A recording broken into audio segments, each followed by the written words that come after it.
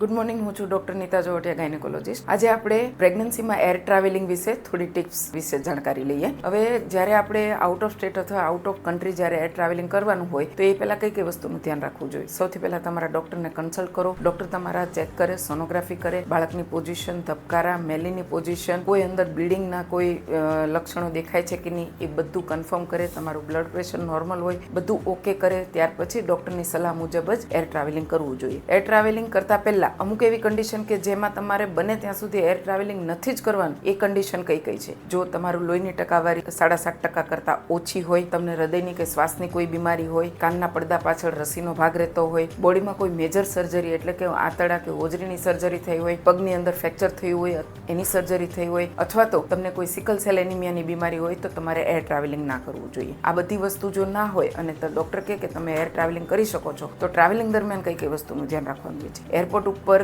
ઘણા પેશન્ટો ક્વેરી હોય છે કે એરપોર્ટ ઉપર જે લોકો સિક્યુરિટી ચેકિંગ કરતા હોય છે તો એનાથી બાળકને કંઈ નુકસાન તો ના થાય. મોટે ભાગે કેવું હોય છે કે એ લોકો લો ઇલેક્ટ્રોમેગ્નેટિક ફિલ્ડ યુઝ કરતા હોય છે, એટલે એનાથી બાળકને નુકસાન થતું હોતું નથી. પ્લેનમાં તમારે કન્ટિન્યુઅસ પ્રવાહી લેતું રહેવું જોઈએ, જેને કારણે લોહીનો પ્રવાહ સતત પગની અંદરથી હૃદય તરફ નોર્મલી ચાલુ રહે.